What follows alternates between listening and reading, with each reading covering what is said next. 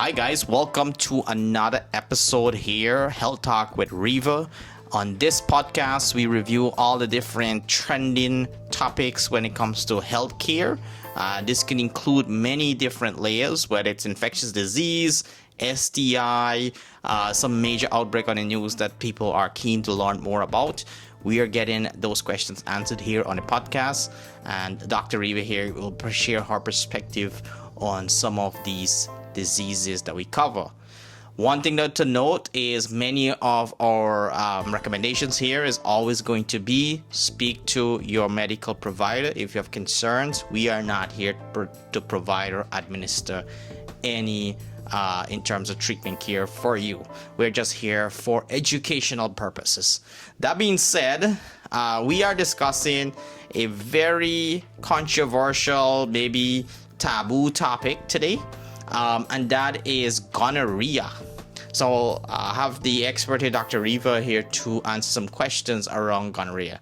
So my first question as a layperson is, where did gonorrhea actually came from, and how does this trace back into the human history? That's a great question. So first, let's start with what is gonorrhea. So gonorrhea is a sexually transmitted infection, and this is actually one of the earliest recorded STIs in history. This is caused by a bacteria. And in terms of the history of this disease, the first recording was probably about 2600 BC, where a disease quite similar to this was recorded in the Chinese Emperor Hung Ti, his journal. And it has made many appearances in many literatures and in many cultures. So even in the book of Leviticus in the Old Testament, they talk about, an issue of the seed, and it's believed that this was in reference to gonorrhea. The organism that caused it was first identified by Albert Ludwig Sigismund in 1879. Wow, so that I have so many questions there, but this podcast will go forever. But very interesting to know that, to summarize there, it seems like gonorrhea we don't have a defined time when gonorrhea was introduced into the human species. And it sounds like the earlier generations of human, gonorrhea existed, but it wasn't quite defined on that is actual gonorrhea. It was many forms before people came to the conclusion that this is an STI disease called gonorrhea. All right, so that provoked some other questions. One of the questions I'm curious to learn more about is who is most at risk with gonorrhea, since we already know this is a STD. Could you elaborate more on that? Yeah, of course. So anybody that is having condomless sex is at risk of acquiring gonorrhea. And gonorrhea is actually one of the most infective STIs at the moment. The diagnosis per year has been about 106 million new cases every year, which, seems like a lot. And it's just the second highly diagnosed STI. Also, the other thing about gonorrhea is, it doesn't matter necessarily your age. Of course, there is a tendency to have this diagnosis in, folks under the age of 30. Super interesting. So that is the known number that we can extrapolate here is 106, but that's probably underreported in many regions. That's just how many cases are detected, because gonorrhea is also one of those diseases that can be asymptomatic for some people. All right, so really interesting there again. Very shocking data points. My next question here is, why is gonorrhea really good at surviving? Since you mentioned earlier, this was dating back in the earliest 18th century that gonorrhea was prevalent. And why does it keep coming back? Why have we not eradicated the world of gonorrhea? That's a great question. Given that this is the oldest STI known, that's a very good question. But before we talk about that part, let's just talk about how this bacteria works in our body. So first of all, when this bacteria comes into contact with the urogenital tract or the genitals, the first thing about it is, if you look at our thumbnail, you'll see that the bacteria actually looks like it has little fingers or a little hair that sticks out of it. That is what usually holds on to our body cells, and it goes into the cells in our genitalia, and it evades the the cells that live there that would usually pick up these bacteria and kill them. So it kind of hides from our immune system, and then it multiplies so rapidly that it begins to produce lots of toxins, which is what causes the inflammatory process that produces all the symptoms of gonorrhea. So that is really how it works when it comes into contact with our body. That being said, I'm sure, if you ever heard about gonorrhea, the one thing you might have heard about is that this might be the next superbug. And the reason for that is because this is a bacteria and it's been around for so long, it's found many ways to adapt to different hostile environments. So when you're taking antibiotics, that's kind of when you produce a hostile environment for this bacteria, so it can't grow, it can't multiply. So this bug has actually found a way of developing lots of resistance to the medications that have been out there, and that's kind of why it keeps coming back and it keeps having such a high number of cases annually all around the world. And the way that it does this is because it has DNA in the bacteria that mutates over time. It's so smart that sometimes it finds a way to break down the antibiotics inside of their own cells. They find ways of pumping the antibiotics outside of themselves. They find ways of, changing their structure so that the antibiotics can't even penetrate. It's almost like gonorrhea is like the cockroach when it comes to virus, because we know cockroach can survive any sort of hostile environment, and the way it sounds like gonorrhea can really survive or thrive in really these hostile environment, which is very interesting when you think about it. It's interesting, and it's also a little bit scary because I remember like in 2024, so like about a year or two ago, one of our main concerns were, the resistant strains of gonorrhea that, were untreatable because the current lines of antibiotics would not work for them. Is also one of the things that's scary about this, because in the future, we know that it's so good at adapting that it might adapt to newer medications and find a way to be resistant and survive. Interesting.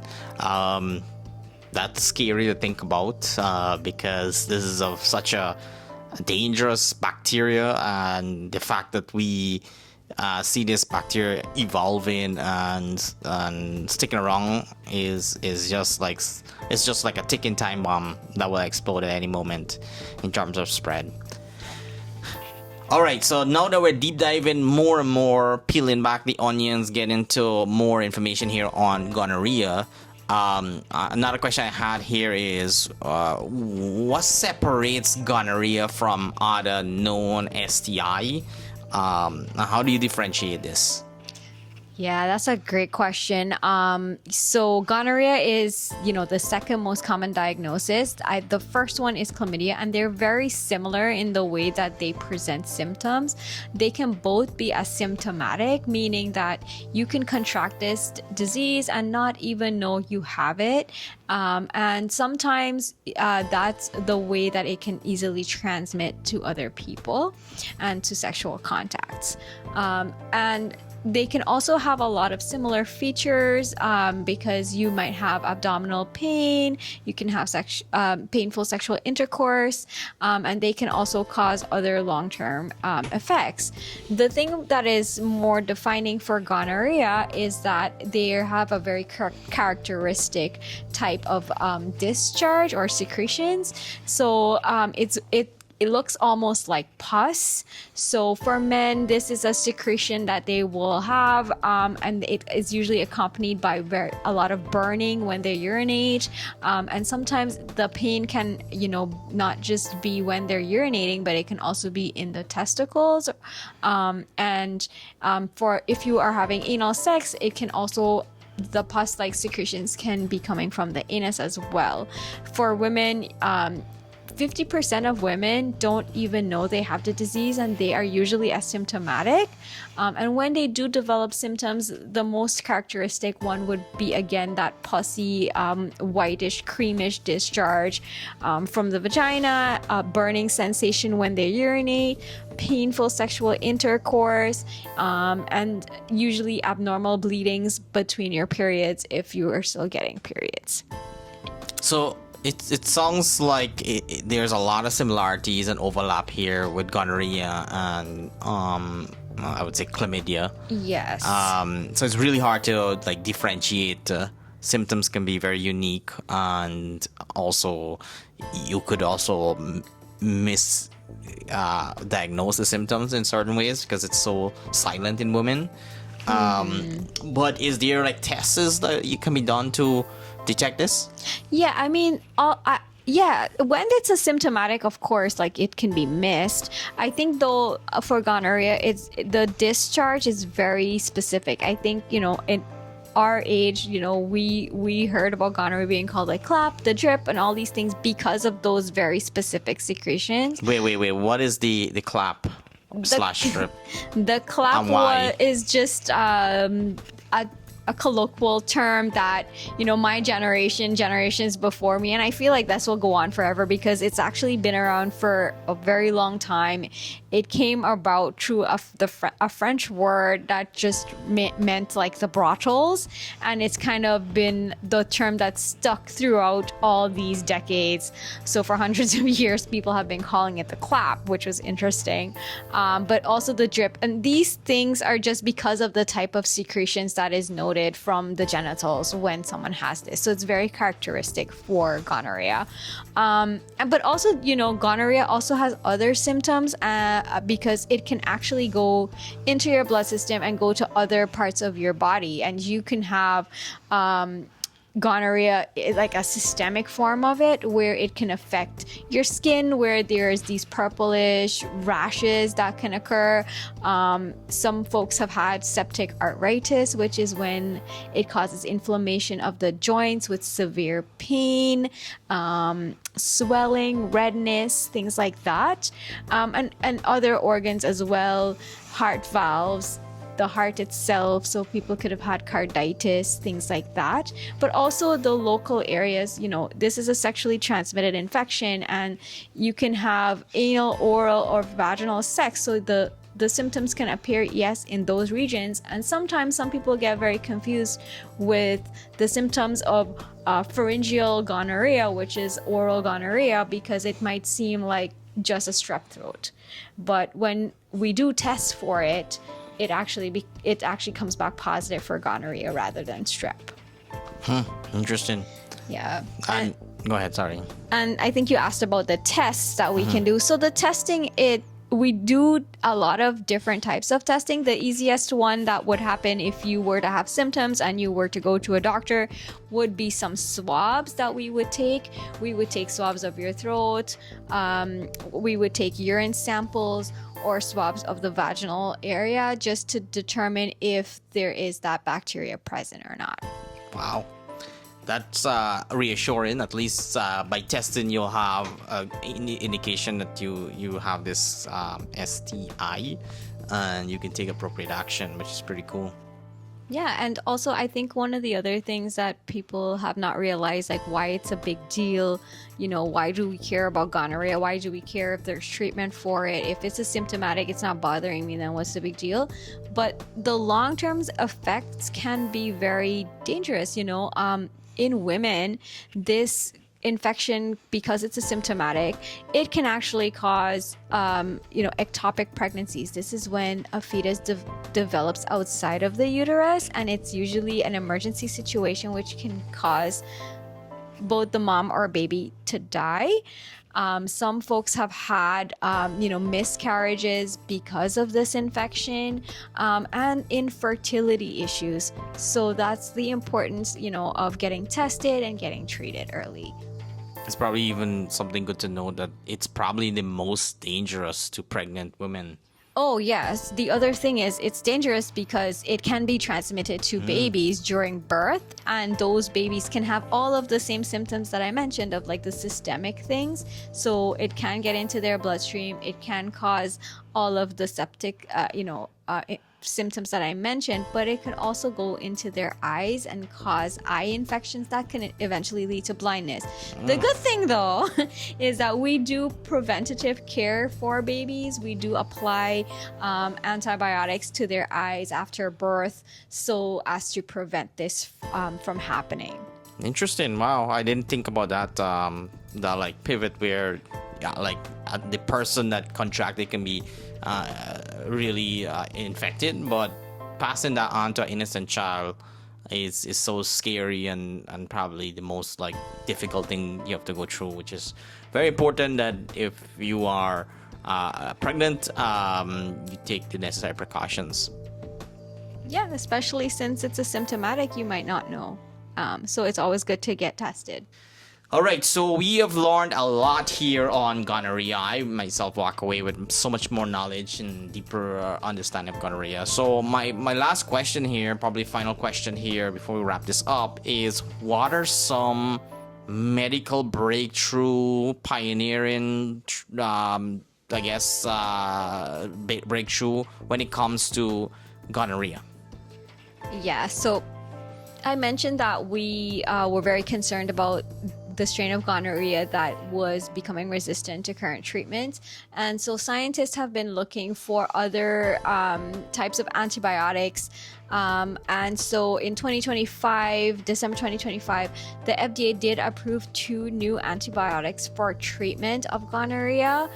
So we do have a few options. However, the first one, it's called Nuzolvens. It does have a lot of risk, and it's usually kept for the strains of gonorrhea that are resistant to medication. For prevention, there was a lot of talk about using a vaccine for this. However, from CROI 2026, which is a scientific conference that we talk about all these new breakthrough therapies, we found out that the vaccine unfortunately it didn't do very well in the clinical trials in preventing gonorrhea. So we still have a lot of ways to go on prevention. One other promising study that is happening right now is something called DoxyPep, where it's a post-exposure type of treatment. So if you think you have come into contact with someone that tested positive for gonorrhea, it's like the day after pill. You take these medications within 72 hours, and the hope is that in 50% of the cases, it prevents gonorrhea. So those are some of the things that are still, in study. Interesting. So that is, if I to sum that up, it sounds like there's not a lot out there when it comes to gonorrhea breakthrough. There's some, theories, some hypotheses that prove some element of efficacy, but not strong enough to say that we have a really good control on gonorrhea in terms of breakthroughs. Is that correct? Yeah, for prevention, yes, we're still ways away. But in terms of treatment, having 2 new antibiotics that we can use to treat the strains that are resistant to current treatment is actually an incredible breakthrough. Yeah, it sounds like you're really excited here with this antibiotic breakthrough. Well, that wraps up our podcast here on gonorrhea. If you walk away with anything about gonorrhea, I'll give you my take. This is the shortest version here. Always wear a condom. Have protection when you're having sex, especially with new partners. Get tested as often as frequent as possible if you suspect something. If you're a pregnant woman, you're the most at risk here because this can be transferred or passed on to the child. So definitely get medical support or counseling as early as possible. There's some hope on the treatment line, but not strong enough to think that this will stop gonorrhea from spreading. So there's definitely a lot here for us to walk away with. Yeah. Anything else you want to add before we end the segment? Yeah, I know, like, talking about gonorrhea was such a taboo topic. So we hope that this is a conversation that, you can have, and this maybe sparks your interest in this topic, and you can find more information to protect yourself, protect your partners, protect your family. And again, this is not any clinical advice. Please, if you think you need medical care, please, go to your healthcare provider. These are just our opinions, and we just want to share some information about topics that we find interesting. Thank you. All right. So as always, this is Health Talk with Riva signing off until our next episode. Feel free to like, share, and leave a comment if you have any suggestions for any new topic you want us to discuss. And we will see you on the next podcast. Bye.